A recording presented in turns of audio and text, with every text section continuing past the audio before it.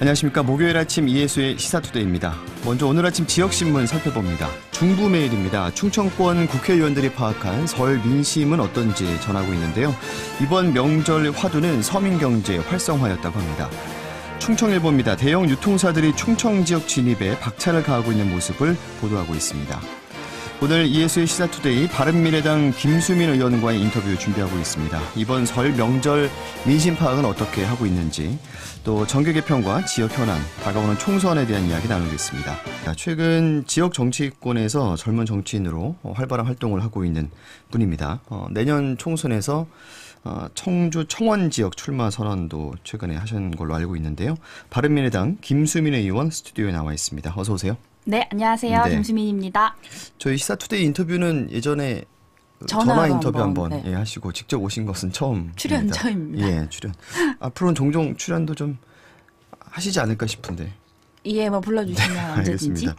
그 명절은 어떻게 보내셨어요? 저희 모든 일가 친척들이 다 청주에 계세요. 네. 그래서 사실 저는 서울부터 부산까지 8시간, 10시간 이런 걸 사실 경험을 해보지 못하고 네.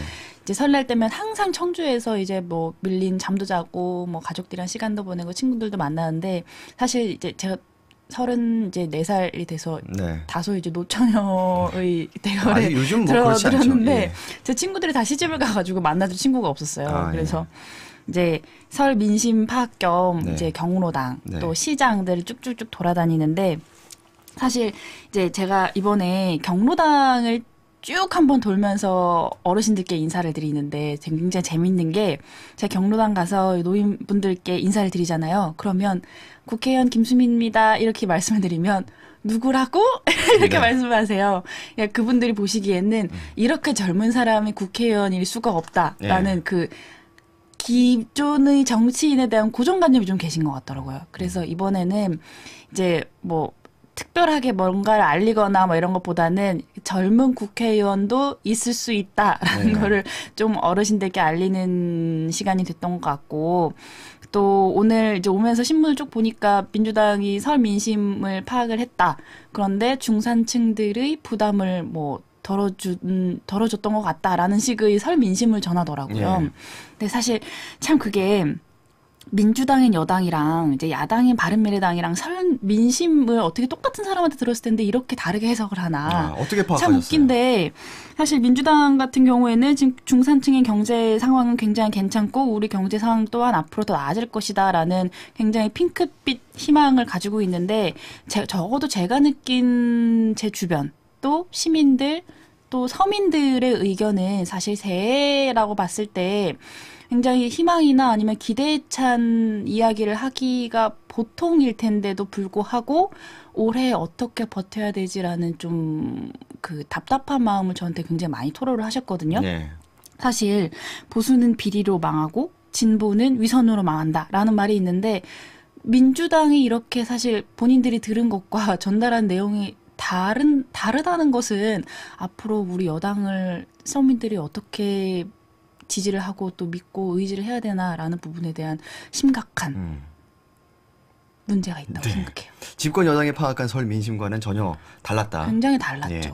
먼저 그 시사투데이 처음 출연이시고 하셔가지고 인사 말씀하실 기회를 드리려고 했는데 예. 말씀을 길게 하셔가지고 그냥 넘어가겠습니다. 인사 네, 말씀하신 걸로. 알겠습니다. 예. 설 민심은 그렇게 파악을 하셨고, 제가 보니까 직책이 굉장히 많으세요. 맡고 계신 것들이 일단 최고위원이시고 원내 대변인에다가 또 도당위원장 직무대행도 지금 하고 계시죠. 네. 청원 이제 지역위원장도 하고 계시고, 청년 대한정당 비전위원회 부위원장도 맡고 계시고, 이런저런 직책을 많이 맡고 계시다는 건 김수민 의원의 이제 역량이 뛰어나다는 것도 될 수 있겠지만, 바른미래당에 사람이 없어서 다 맡고 계신 건가요? 이것저것? 걔 새해부터 이렇게 뼈 때리는 소리를 하시는데요. 너무 많이 맡고 계셔가지고 혼자. 그 지난달 말에 손학규 대표가 청주에 왔었잖아요. 예, 맞습니다. 그때 이제 연동형 비례대표제 이제 홍보차, 네. 이제 설 명절 앞두고 네. 인사차 오셨던 것 같은데 일란성 쌍둥이셨더라고요. 네, 그죠. 아니 몰랐어요. 연동형 비례대표제의 그 손다방 트럭을 끌고 오셨어요, 손 대표께서. 네네. 그래서 그 트럭 위에 손 대표님이랑 이제 저랑 올라가서 시민들께 연동형 코코아, 비례대표 둥글레차 이런 네. 차를 나눠드리는데, 갑자기 손 대표님께서 제 어깨를 딱 잡으시더니 김의원 저기 봐봐. 김의원이랑 똑같은 사람이 있어. 이러는 거예요. 네. 봤더니 제 동생이 그러니까요. 딱 와 있더라고요. 근데 제가 봐도 똑같더라고요. 똑같던데요. 예. 키도 뭐 일란성이니까 예. 키도 똑같고 뭐 얼굴도 똑같고 다 똑같은데 다만 그 친구가 저보다 성격이 좋아요. 더. 그렇습니까? 예. 그래서 걔는 일찍 결혼을 했죠. 알겠습니다. 그래서 연동형 비례대표제를 그때 홍보하셨는데 네. 연동형 비례대표제가 왜 중요합니까? 왜 필요한 거예요? 연동형 비례대표제를 사실 저희가 작년 2018년도 12월 달부터 손 대표께서 이제 단식을 하시면서부터 불을 지피기 시작을 했어요. 근데 사실 안타깝게도 아직까지 국민들께 연동형 비례대표제가 정확하게 무엇이냐 이것으로 인해서 우리 대한민국 국민들이 또 시민들이 어떠한 정치적인 베네핏을 얻게 되냐에 대한 홍보나 이제 정확한 정보 전달은 조금 부족했다고 봐요. 네. 그래서 사실 손 대표께서 전국을 순회를 하시면서 손다방이라는 캠페인을 벌이고 계시는 건데 연동형 비례대표제라는 단어가 좀 어렵기 때문에 그냥 이 방송을 들으시는 청주 시민들께서는 간단하게 선거제도라고 했을 때 누구를 위해서? 라는 것만 머릿속에 담아두시면 될 것 같아요. 우리가 정치권에서 무엇을 하겠습니다. 아니면 뭐 어떤 정책과 어떤 예산을 풀겠습니다. 라고 했을 때 그게 표면적으로 누구를 위한다고 이야기를 하지만 결과적으로는 본인들의 기득권 챙기는 경우가 굉장히 많거든요. 사실 그 술수를 굉장히 조심해야 돼요. 기성 정치인들, 기득권 정치인들이 이야기를 하는 것의 그 말의 이면에서는 정말 수혜를 보는 사람이 누구냐라는 부분에 대한 이제 그 내용을 잘 파악을 해야 되는데 선거제도라고 봤을 때 누구를 위한 개혁이 되어야 되냐라는 질문에 당연히 서민들을 위한 정치적, 사회적, 경제적 약자들을 위한 선거 개혁이 돼야 된다. 그러면 그걸 위해서 것이죠. 연동형 비례대표제가 그쵸. 도입이 돼야 된다는 건데 그걸 위해서 예. 이제 정말 약자들에게 더 많은 기회를 주는 연동형 비례대표제로의 선거 개혁이 돼야 된다라는 예. 것을 바른미래당과 야삼당이 꾸준히 이야기를 그렇죠. 드리고 특히 있죠. 이제 바른미래당하고 정의당에서 강력히 주장을 하고 있는데 지금 네. 뭐 집권 여당도 그렇고 네. 자유한국당은 이렇게 좀 미온적이지 않습니까? 그래도 어떤 식으로든 비례성을 강화하는 방향으로 선거제도가 좀 개편될 거다라는 네. 전망이 네. 지배적인데 네. 바른미래당 입장에서는 지금 와서는 이런 이야기도 나오는 것 같아요. 연동형 비례대표제가 도입된다고 해서 바른미래당의 지지율이 지금 이런 상황에서 과연 큰 실익이 있겠느냐. 지지율이라는 것은 사실 이제 국민들께서 이미 수많은 선거와 또 뭐 이런저런 사건들로 다 이제 알고 계시겠지만 지지율이라는 것은 이제 어느 순간에 시민들의 물론 그럴 수 마음이 있죠. 열망이 굉장히 커진 순간 지지율이 확 올라가는 경우도 있거든요. 네. 제가 국민의당 시절에 2016년도 제가 딱 비례를 받는 그 시점에 한 8%밖에 안 됐을 거예요. 근데 네. 결과적으로는 26%가 돼서 비례가 13명이 당선되는 기염을 토했던 부분이 있는데 네. 이제 사실 다당제의 포문을 열었던 국민의당과 또 바른정당 그들이 합쳐진 이제 바른미래당이 다당제의 역할을 앞으로도 쭉 지켜간다면 국민들에게 더 많은 정치 서비스를 제공할 것이라는 이제 국민들의 확신과 또 열망을 받아서 지지율이라는 부분은 향후에 뭐 총선이나 아니면 대선 때 충분히 올라갈 수 있는 부분이라고 올라갈 수 생각을 있다. 합니다. 네. 지금은 정의당하고도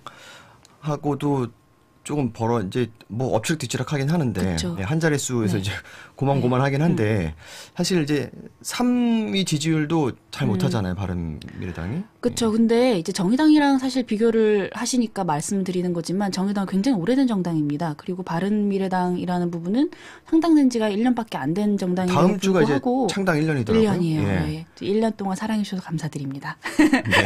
근데 이제 이제까지 굉장히 많은 역사를 지녀왔던 정당들과 이제 아니면 그것보다 더 많은 정책적인 대안을 내놓고 있는 정당이라는 기준으로 봤을 때는 시민들께서 바른미래당에 아주 많은 기대를 해주시는 것의 반증이라고 볼 수 있겠습니다. 말씀은 그렇게 하시지만 사실 지금 이제 이달 말에 자유한국당 전당대회도 있고 그쵸. 최근에 또 이제 네. 이학재 의원 포함해서 뭐 여러 유력 인사들이 네. 뭐 유력한지 아닌지는 뭐 네. 판단에 따라 다르겠습니다만 여러 인사들이 네. 이제 탈당도 있지 않았습니까? 네. 그리고 야권발 정계 개편 네. 시나리오도 계속 언급이 되고 네. 그래서 바른미래당이 지금 창당 1년도 채 아직 안 됐는데 상황이 그렇게 녹록하진 않은 것 같아요. 뭐 창당 1년이 안 된 바른미래당의 상황과 뭐 뚜렷한 대권 후보가 없는 국회의원을 뭐 대통령을 몇 번이나 배출한 민주당과 자유한국당 상황이 그렇게 다르다고 저는 생각을 하지 그렇습니까? 않고요. 예. 사실 굉장한 긴 역사를 가지고 있는 두 거대 정당의 상황은 바른미래당보다 지금 사실 더 안 좋다라고 볼 수 있어요. 굉장히 부실 채권과 똑같은 상황인 거죠. 더불어민주당하고 자유한국당 거대 양당이 부실 채권이다 오히려. 그렇죠. 안에 보면 지금 뭐 민주당 같은 경우에는 본인들이 점쳐놨던 대권 주자들은 이미 다 이런저런 이제 이런저런 이유로 어려움들을 이제, 겪고 있죠. 그리고 사실 자유한국당이 이제 조금 있으면 아마 전당대회를 치를 거긴 하지만 이미 원내대표 선거를 통해서 국민들께 저기는 어떻게 해서든지 변함이 없구나. 그 변함이 없다는 뜻이 좋은 뜻으로 변함이 없는 게 아니라 변화가 없구나라는 부정적인 의미로 자리매김하는데 이미 원내대표 선거를 통해서 국민들께 그 제한된 가능성이라는 건 이미 다 보여준 상황인 거거든요. 그러면 자유한국당 전당대회가 끝나도 자유한국당의 변화를 기대할 수는 없다 이렇게 보시는 거예요? 자유한국당의 전당대회를 기대하는 지금 국민들이 계신가요?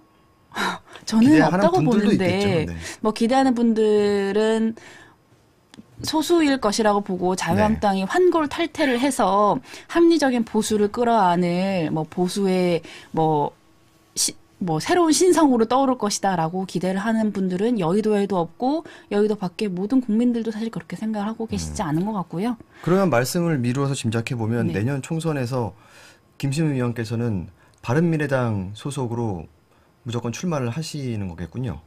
그렇죠. 저희가 다당자라는 부분을 얼마나 산고의 고통 통해서 만들어냈는지 저도 기억하고 있고 국민들도 함께 기억을 하고 계십니다. 그렇기 때문에 이 거대 양당으로 돌아가서 국민들이 받아야 되는 이런 정치적인 폐해를 방지하기 위해서라도 바른미래당이 이 위치를 견고하게 지키는 것이 가장 중요한 시점이라고 생각을 해요. 장기적인 관점이 좀 필요한 시점이죠. 하고의 어떤 뭐 합당이랄지 뭐 자유한국당 간판으로 나올 가능성은 없다고 보면 됩니까? 김수미 의원 개인적으로 보면? 글쎄요. 지금까지 그런 질문을 많이 받았는데 제가 항상 똑같은 대답을 드리거든요. 자유한국당이 변함이 없는데 어떻게 바른미래당과 같이 합당을 하냐. 근데 그건 아마 바른미래당 의원으로서 저 혼자만 받는 질문은 아닐 거예요. 바른미래당의 그럼요. 모든 의원들이 아마 저와 똑같은 질문을 받고 계실 거고 시민들께서 왜 자유한국당이랑 합당을 안 하냐라고 조금 더 공격적이고 적극적으로 말씀하시는 분도 계시는데 지금 원내대표 또 당대표를 뽑는 과정에서 시민들께 어쨌든 기대감이 아니라 실망감을 주고 있는 자유한국당, 그 자유한국당과 대한정당인 바른미래당이 과연 합당을 했을 때 누구 좋은 일을 국민이 좋은 것도 아니고 바른미래당이 좋은 것도 아니고 알겠습니다. 구태한 보수 좋은 일을 시키는 거죠. 알겠습니다. 자랑하실 시간도 좀 드려야 될 것 같은데. 자랑이요? 그 문체위 소속이시고 네. 그 정부 예산 확보 지역에서 할 때 열심히 홍보를 하시더라고요. 내가 그 지역 예산 따려고 막 울고불고 싸웠다 이런 표현까지도 하시면서. 그 지난해 의정활동 성과라면 어떤 걸 꼽으실 수 있겠어요? 제 의정활동 성과가 생각보다 많아서 어느 걸 콕 찍어가지고 말씀드려야 될지 모르겠는데요. 대표적인 몇 개. 사실 방금 말씀하셨지만 좀 창피해요. 울고불고 예산이라고 제 입으로 이야기를 하는 것이. 근데 사실 울고불고 예산, 즉 그 예산의 이름이 지금 청원구에 새로 개관한 현대미술관 청주관을 말하는 건데요. 그 청주관의 예산 79억 원은 사실 청주가 이제 많은 사람들이 청주를 찾아오게끔 하는 굉장히 중요한 장점으로 작용할 만한 아이템이거든요. 근데 그 개관을 하는데 그 개관한 박물관에 종사해야 되는 사람들의 수가 부족한 거예요.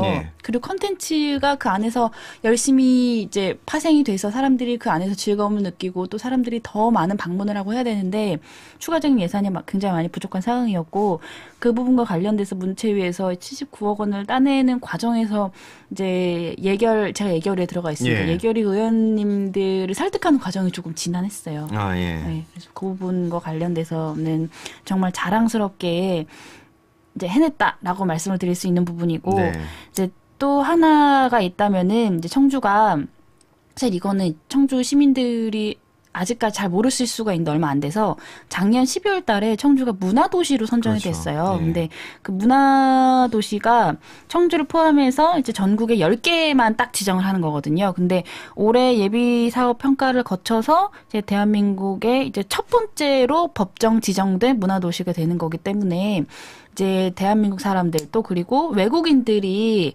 이제 뭐 전주 아니면 부산 아니면 서울 같은 컨텐츠가 빵빵하고 소위 대도시를 가는 것만큼 청주에 올 수 있는 문화적인 요인, 매력이 그만큼 올라갔다라고 볼 수 있는 부분이죠.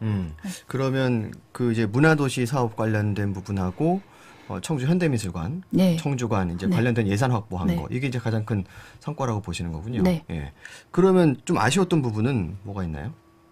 글쎄요, 아쉬웠던 부분은 사실 예산적으로는 제가 문체부 소관인데 네. 문체부는 다른 부처에 비해서 예산이 아주 많은 것은 아닙니다. 그래서 문체부가 아니라 다른 조금 더 예산 범위가 굴리는 돈의 범위가 큰 상임이었다면 그만큼 이제 양적으로 많은 예산을 청주에 가져올 수 있었는데 그 전체적인 파이가 조금 적었다는 부분에서는 좀 아쉬움을 느끼고 있죠. 네.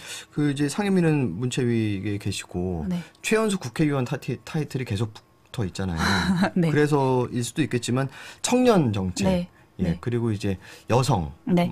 이제 나아가서 스포츠계, 뭐 여러 가지 다양한 정책도 이제 입안도 하시고 발의도 하시고 하는 것 같은데. 특히나 청년 정책 관련해서는 목소리를 많이 내시더라고요. 현 정부의 청년 정책은 어떻게 평가하십니까?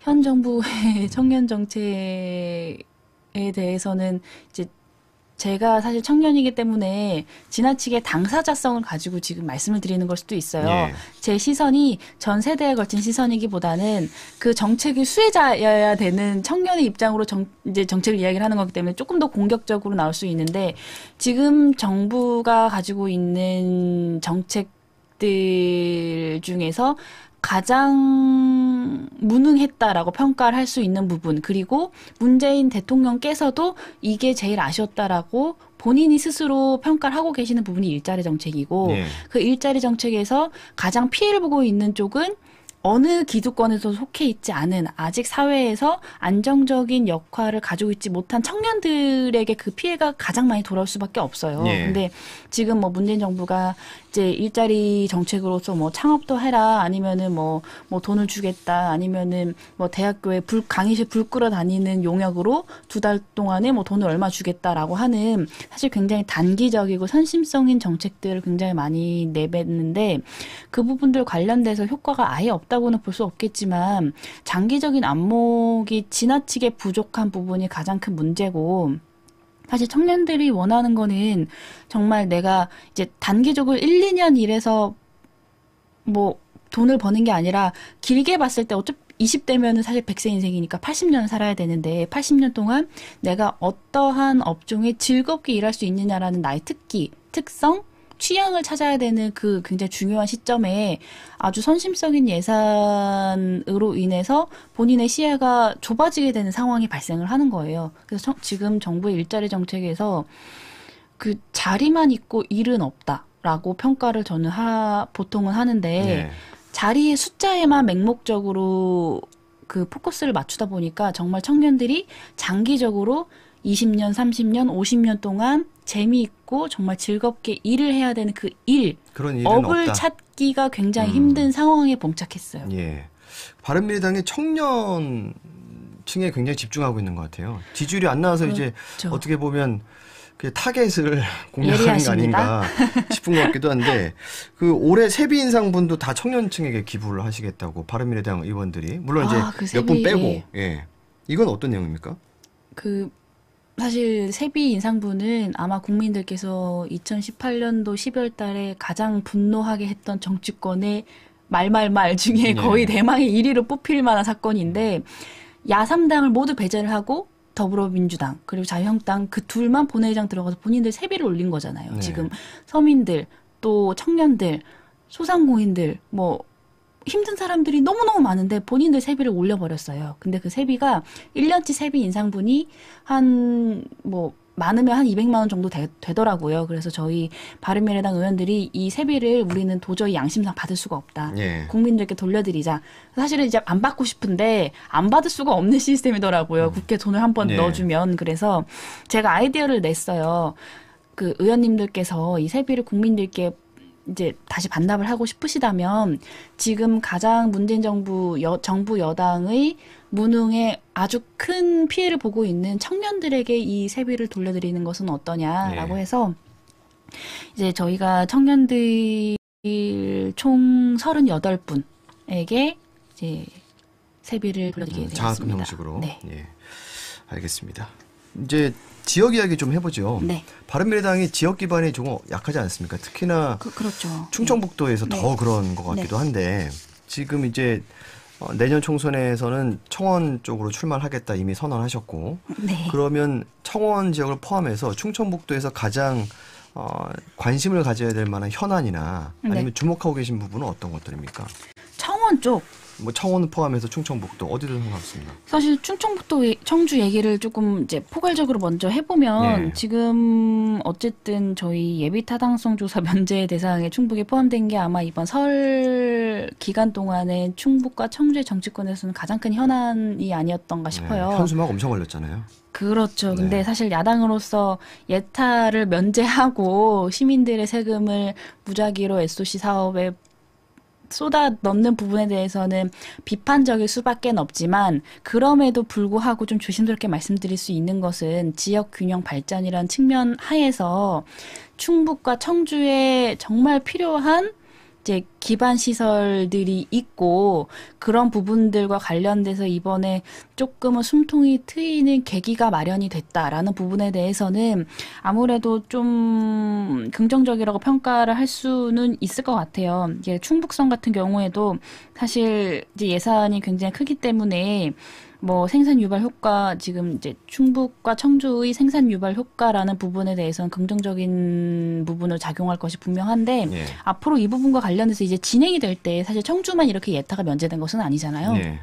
전국에 똑같이 이제 작게는 1조, 크게는 10조 이상이 전국에 골고루 이제 배정이 됐는데 사실 여기서 이번에 문체위에서 제가 예산을 딸 때도 그렇지만 예산이라는 것은 정해져 있고 순서는 또 정해져 있기 때문에 예. 여기서 충북, 청주가 가지고 올 수 있는 예산의 우선순위를 확정을 짓는 게 굉장히 중요합니다. 네네. 근데 그 부분과 관련돼서 이제 사업의 우선순위를 앞당기는 것이 아마 청주의 의원들이 정말 사활을 걸어야 되는 부분이 아닌가라고 보고 있고 또 요즘 최대 현안이라고 봤을 때는 사실 이제 제가 청원이니까 청원의 현안을 조금 말씀을 먼저 드리자면은 국제공항 활성화가 되는 것이 청주의 경제 활성화에 굉장히 중요한 역할을 할 것이라고 예. 보는데 이 부분과 관련돼서는 좀 몇 년간 진행이 조금 부진했어요. 사실 시장님이나 도지사께서 조금 더 신경을 써주셨어야 되는 부분인데 뭐 시장님은 그동안 조금 히스토리가 계셨고 또 도지사께서도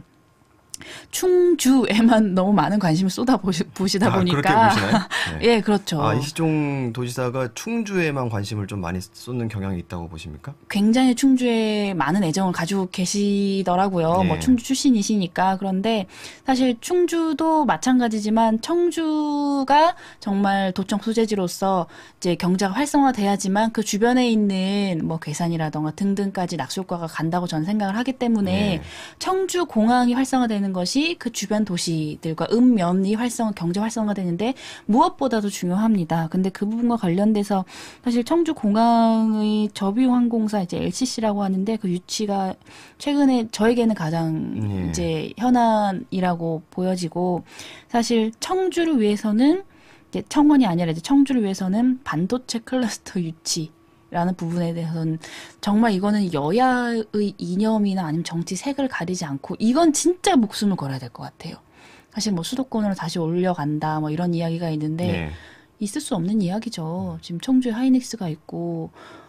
그런데 관련해서 다른 지역은 열심히 뛰는 것 같은데 우리 지역에서는 조금 그 움직임이 네. 덜한 것 같아서 우려의 목소리도 있더라고요. 그 반도체 클러스터 같은 경우에는. 네, 이제 저번에 사실은 이제 충북의 국회의원들끼리 다 모여가지고 예, 충북의 시간이 현안을 많지 않아서요. 짧게 정리해 주셔야 충북의 될것 같습니다. 현안을 한번 같이 이렇게 여야를 불문하고 충북의 현안에 대해서 이야기를 하는 모임을 한번 마련했던 적이 있습니다. 근데 이번에도 사실은 이제 반도체 클러스터 유치라는 이 대망의 사건을 정말 이제 그 중심지가 청주에 올 수 있게 하기 위해서는 한번 그런 모임을 다시 설날 지나고 다시 한번 모일 필요가 있을 것 같아요. 알겠습니다. 시간이 더 많았더라면 더 벌써 50분. 많은 이야기를 나눴으면 좋았을 텐데 시간이 다 됐고요. 네. 아쉽지만 다음에 한번 또 출연해 주시죠. 네, 감사합니다. 알겠습니다. 바른미래당 김수민 의원이었습니다. 고맙습니다. 시사투데이 오늘 순서 여기서 마칩니다. 안녕히 계십시오.